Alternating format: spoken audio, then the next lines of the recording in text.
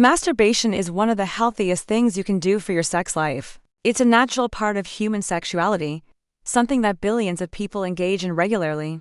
And for good reason. It helps release built-up tension, improves mood through the flood of endorphins, and can even enhance your overall well-being. But what if I told you that you might be doing it wrong? That 3 common, seemingly harmless mistakes could be the secret reason you're experiencing issues like going limp in the bedroom or struggling with performance when it matters most. These aren't rare problems, they're affecting men everywhere, often without them even realizing the connection. Stick around because we're about to dive deep into this, uncover the issues, and fix them step by step. By the end, you'll have the tools to transform your solo sessions into a powerhouse of sexual training that boosts your confidence and stamina. Let's be clear from the start, masturbation is a normal, healthy, and beneficial activity. It's not something to feel guilty about or avoid. In fact, it complements a great sex life with a partner rather than replacing it. Think about how it can relieve stress after a long day, making you more relaxed and present in your relationships. It helps you sleep better by promoting relaxation and reducing insomnia through the release of hormones like prolactin and oxytocin. And there's even evidence suggesting it contributes to a healthier prostate by flushing out fluids and potentially reducing the risk of certain issues later in life. But most importantly, and this is the key to everything we're talking about today, masturbation is a form of training. Your brain is a powerful learning machine, constantly adapting and evolving based on what you do repeatedly. Through a process called neuroplasticity, your brain creates and strengthens neural pathways based on repeated actions. This isn't just some abstract concept. It's how we learn skills, form habits, and even shape our emotional responses. Every time you masturbate, you're literally teaching your brain and body how to respond sexually. You're conditioning your reflexes, your arousal triggers, and your stamina in ways that carry over to partnered sex. It's like programming a computer. The inputs you provide determine the outputs you get. If you approach it mindfully, you build positive patterns that enhance pleasure and control. But if you're careless, you might unwittingly create loops that lead to frustration and dysfunction. Imagine it like going to the gym. If you train with proper form, focusing on controlled movements and balanced exercises, you build strength, flexibility, and prevent injury. Your muscles grow efficiently, and you see real progress over time. But if you train with sloppy form, rushing through reps, using too much weight without control, or ignoring variety, you develop bad habits. Those habits can lead to imbalances, weaknesses, and eventually serious problems like strains or chronic pain. The same principle applies to your sexual health. Getting it right means building control, confidence, and stamina that make you a better lover. Getting it wrong can set you up for issues like erectile dysfunction or premature ejaculation, which can erode your self-esteem and strain relationships. Today, we're breaking down the 3 biggest mistakes men make that sabotage their performance in the bedroom. These aren't just theoretical. They're based on common experiences reported by countless individuals and backed by insights from sex therapists, psychologists, and medical professionals. And more importantly, we're giving you the simple, actionable fixes for each one. These changes aren't complicated, they require awareness and consistency, but they can make a world of difference. We'll explore each mistake in detail, why it happens, how it affects you, and exactly how to correct it. Along the way, we'll touch on the science behind it, real-world examples, and tips to make the transition easier. The first and most common mistake is rushing. We'll call this the 100-yard dash approach. This is when you masturbate with one goal in mind: to finish as quickly as possible. Maybe you're in a hurry because you're worried about being interrupted, perhaps by roommates, family, or just the demands of a busy schedule. Or maybe it's become a thoughtless habit, something you squeeze in during a quick break without much intention. You've trained yourself to treat it like a chore to check off, racing from start to finish in minutes, or even seconds. It's efficient in the moment, but here's why that's a disaster for your sex life. By repeatedly ejaculating so rapidly, you're conditioning your body to do exactly that every time. You're training yourself for premature ejaculation, where orgasm happens sooner than you like, often before you or your partner are satisfied. Your brain learns that arousal and orgasm are supposed to be a rapid, explosive event. Like flipping a switch, the neural pathways for quick release get stronger, while those for sustained pleasure weaken. So, when you're with a partner and you want to last longer, to savor the moment and build intimacy, your body defaults to its training. It does what you've taught it to do. It finishes fast. This isn't just about physical reflexes. It's psychological too. The habit reinforces a mindset of urgency, making it hard to relax and enjoy the process. This creates a vicious cycle that's all too common. You start to worry about finishing too early during sex, which breeds performance anxiety. And what is One of the biggest psychological killers of an erection, anxiety. That fear of not performing well, of disappointing your partner or yourself, becomes a self-fulfilling prophecy. Your mind races with thoughts like, what if I can't last? Or, what if I lose it halfway through? This triggers the body's stress response, releasing cortisol and adrenaline, which constrict blood vessels and make it harder to achieve or maintain an erection. Suddenly, a habit that started with rushing leads directly to pain, which then fuels the anxiety that causes it. It's a loop that can feel inescapable. But the good news is, it's breakable with the right approach. The solution is simple in concept but requires discipline and patience. You have to slow down. You need to turn the 100-yard dash into a marathon, shifting your focus from speed to endurance. This starts with setting aside dedicated, private time where you won't be rushed or interrupted. Find a quiet space, lock the door, and commit to at least 20 to 30 minutes. The goal is no longer to finish but to explore your body's responses. Treat it like a meditation session for your sexuality. Begin by getting comfortable, perhaps with some deep breathing, to relax your mind and body. As you start, pay attention to the sensations building up. Feel the warmth, the tingling, the gradual increase in arousal. The key technique here is learning how to surf the wave of your own arousal, without crashing over the edge. Identify that point of no return, the moment right before ejaculation, where everything feels inevitable. When you sense it approaching, consciously slow down your strokes, change the rhythm, or even stop altogether. Let the intensity subside a bit, breathe through it. Focus on other parts of your body like your chest rising and falling. Then, once the urgency fades, build it back up again. Repeat this process several times in a single session. It might feel frustrating at first, like denying yourself the payoff, but that's the point. You're reprogramming your brain to associate arousal with control rather than haste. Over time, this practice teaches your brain and body resilience. You prove to yourself that you are the one in charge, not your reflexes. You'll notice improvements, not just in stamina but in overall sensitivity and enjoyment. For example, one man I heard about in online forums described how after weeks of edging, he went from lasting 2 minutes with his partner to over 15, and the anxiety melted away. To make it easier, track your progress in a journal. Note how many edges you can achieve per session and how your confidence grows. Incorporate mindfulness apps or guided audio for relaxation if needed. Remember, consistency is key. Aim for this approach in most of your solo sessions, and the benefits will spill over into your partnered experiences, making sex more fulfilling and less pressure. The second major mistake is relying on pornography. Think of porn as a junk food diet for your sexual brain. It's hyperstimulating, easily accessible with just a click, and it feels incredibly good in the moment, providing that instant gratification. But like a diet heavy in processed foods, it is zero nutritional value for your long-term sexual health, and can cause serious problems down the line. When you masturbate exclusively to pornography, you're exposing your brain to a level of novelty and intensity that real life can never match. You're bombarded with a constant stream of new partners, perfect bodies airbrushed to unrealistic standards, and scripted scenarios designed to be as extreme and varied as possible. Things like multiple partners, exotic locations, or endless variety that keeps escalating. Your brain's dopamine system, which is responsible for pleasure, motivation, and reward, gets overwhelmed by this barrage. Dopamine is a chemical that makes you feel excited and driven. But with porn, it's like flooding the system with sugar highs. Over time, your brain adapts by downregulating its sensitivity. It needs a bigger and bigger hit to feel the same level of arousal. This is called desensitization, and it's a well-documented phenomenon in neuroscience. Studies from organizations like the American Psychological Association have linked excessive porn use to changes in brain structure similar to those seen in addiction, where the reward pathways become less responsive to everyday stimuli.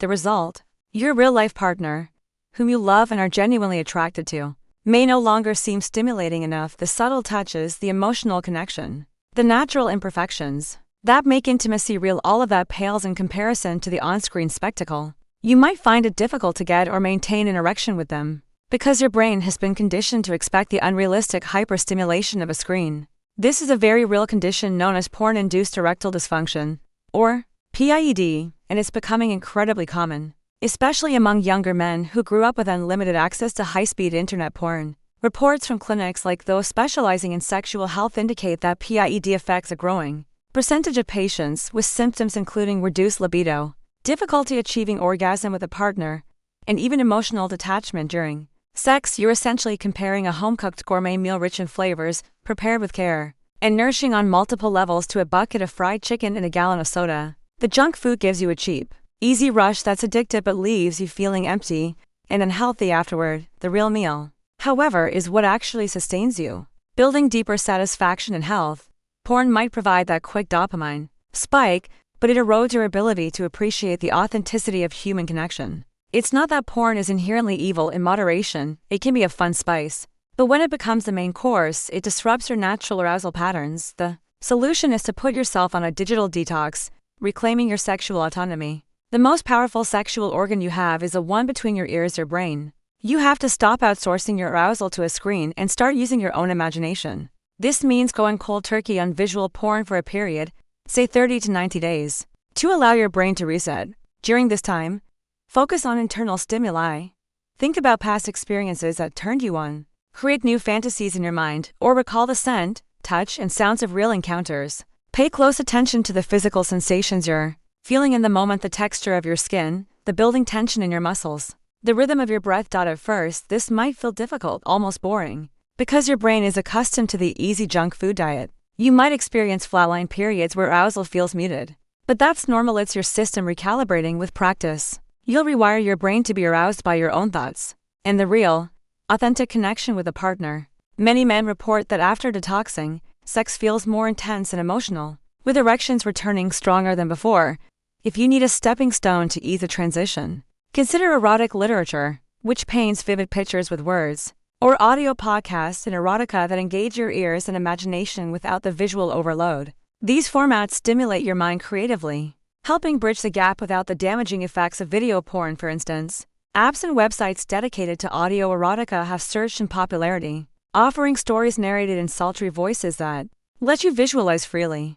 You could even experiment with sensory aids like blindfolds during masturbation to heighten other senses. Track your progress by noting how your fantasies evolve and how real-life attractions intensify. Support groups online like those on Reddit's NoFap community provide encouragement and shared stories of recovery. Remember, the goal is balance. Once reset, occasional porn might be fine, but keep it as a treat, not a staple. This shift not only combats pride, but enhances overall mental clarity and relationship satisfaction. The third mistake is monotony, which often leads to what's known as a death grip. This is when you masturbate the exact same way every single time, same hand gripping tightly, same pressure applied with vice-like intensity, same speed that's mechanical and unchanging, and often in the same position, like lying face down on your bed, grinding against the mattress for added friction. It's comfortable because it's familiar, you know it works, so why change? But this routine becomes a trap. The problem here is, once again, conditioning. Your penis becomes accustomed to a very specific and usually very intense type of stimulation. The pressure from your hand, combined with the rough friction of sheets or a pillow, is often far more aggressive than what you experience during partnered sex. Over time, your nerve endings adapt to this high threshold input. They become desensitized to milder sensations, requiring that extreme level to register pleasure. So, when you're with a partner, the sensation inside a vagina, mouth, or even during manual stimulation feels less intense. By comparison, maybe an 8 out of 10. Instead of the 10 you've trained for. Your brain registers this difference and thinks, this isn't the right stimulation. Something's off. As a result, you can struggle to get hard, or you might lose your erection midway through sex because the input doesn't match your conditioned expectations. It's like tuning a guitar string too tight. Everything else sounds flat. This death grip syndrome isn't a formal medical diagnosis, but it's widely recognized by urologists and sex educators as a contributor to ED and delayed ejaculation in real encounters. The monotony extends beyond grip. It's the lack of variety in rhythm, position, and context that limits your sexual flexibility. If you're always supine and isolated, your body doesn't learn to adapt to the dynamic, unpredictable nature of partnered sex, where movements are shared, positions change, and sensations vary. This can lead to awkwardness or performance issues. When things don't align with your solo routine, psychologically, it reinforces a narrow view of pleasure, making exploration feel foreign or unappealing. The solution is to become an explorer, introducing variety into your solo sessions to broaden your sensory repertoire. Start by breaking the pattern. If you always use your right hand, switch to your left. It might feel clumsy at first, like writing with your non-dominant hand. But that's the point. It forces new neural connections. Use a lubricant to change the sensation, making it smoother and less reliant on a tight grip. This mimics a natural lubrication in partnered sex and reduces friction-induced desensitization. Experiment with different pressures, light touches at tease, building slowly. or alternating firm and gentle strokes. Try masturbating in different positions to simulate real-life scenarios, sitting down in a chair, standing up under the shower, or lying on your back with your legs spread. Each shift engages different muscles and angles, teaching your body adaptability. Incorporate toys if you're open to it, like sleeves that vary texture, but start simple.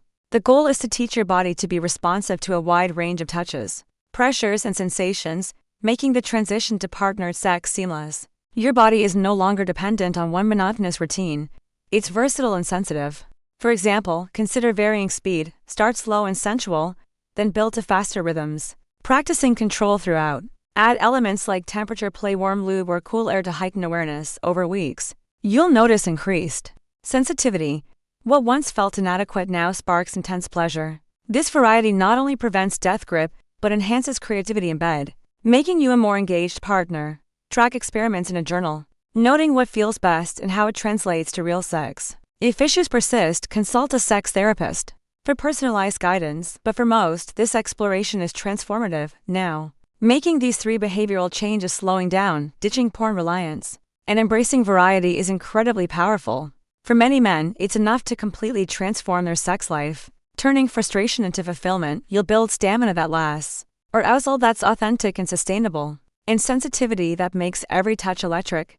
But what if the root of the problem goes even deeper than just habits? What if there's a biological component at play, something beyond behavioral tweaks? There's a lot of buzz right now around a stunning discovery about a biological switch that can get turned, often men, leading to persistent ED despite best efforts. This isn't about surface-level fixes.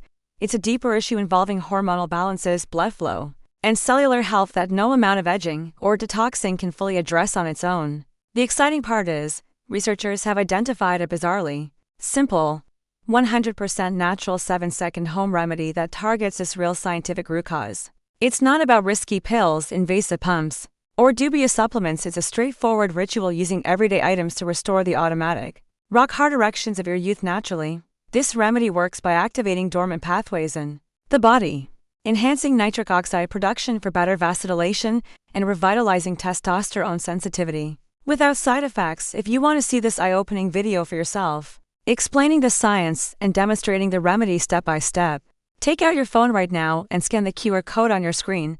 It will take you straight there, with testimonials from men who've regained their vitality overnight. I've also put the direct link for you in the pinned comment below this video. Click it, watch it now, and then come back for our final summary and a crucial bonus tip.